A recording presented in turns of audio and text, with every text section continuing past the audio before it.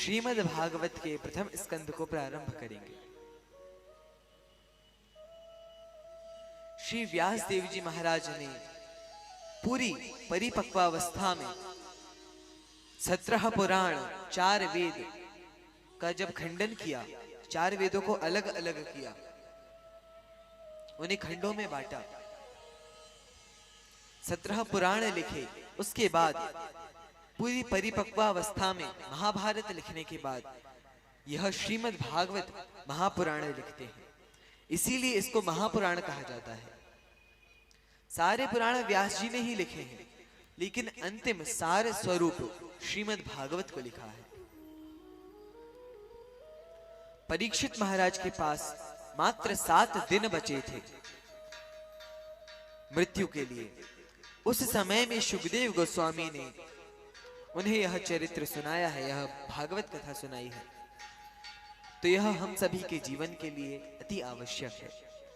प्रथम स्कंद को प्रारंभ करते हुए श्री व्यास देव जी श्लोक लिखते हैं। ओम नमो भगवते वासुदेवाय जन्माद्यस्य यतः अन्वयात् इतरतश्चार्थेष्वभिज्ञः स्वराट् तेने ब्रह्म हृदय आदि कवये मुह्यन्ति यत्सूरयः तेजो वारिमृदां यथा विनिमयो यत्र त्रिसर्गो मृषा धाम्ना स्वेन सदा निरस्तकोकं सत्यं परं धीमहि।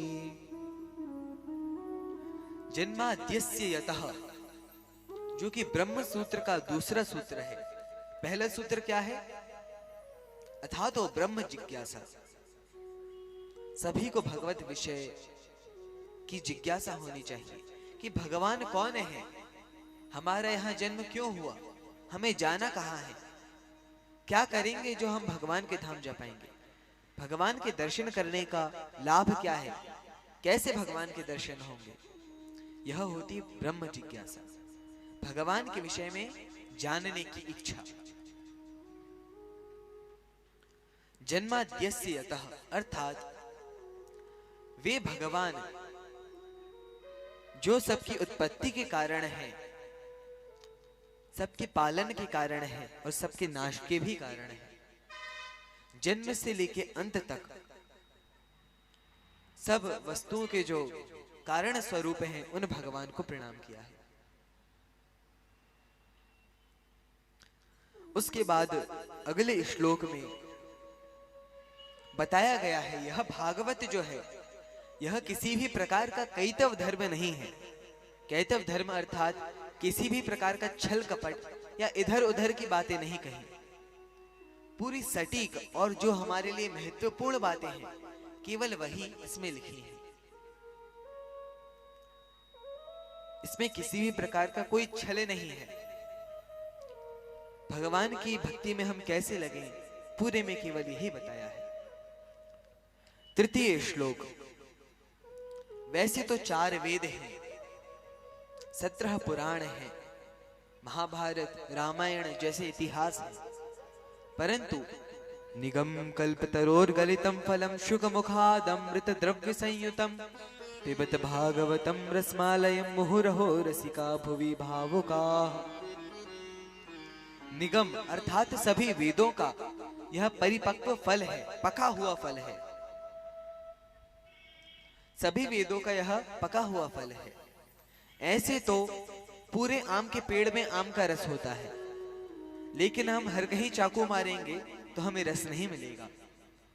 जब फल पक जाए, यदि कच्चा है तब भी खट्टा ही लगेगा, जब वह पूरा पक जाए तब उसमें आनंद आएगा, रस आएगा। तो यह जो भागवत है, यह पका हुआ फल है वेदों का।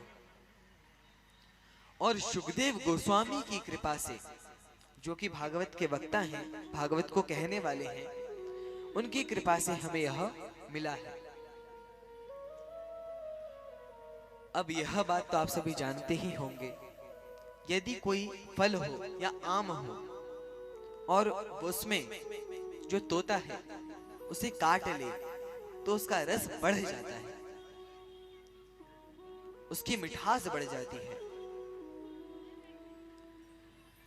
तो उसी प्रकार से वैसे तो यह वेदों का परिपक्व फल था ही, और ऊपर से व्यास नंदन व्यास जी के पुत्र श्री सुखदेव जी ने अपने मुख से इसको कहा है, इसीलिए यह और अधिक प्रेममय भावपूर्ण हो गया है, रसवान हो गया है। भागवत की बड़ी महिमा है। यहाँ 3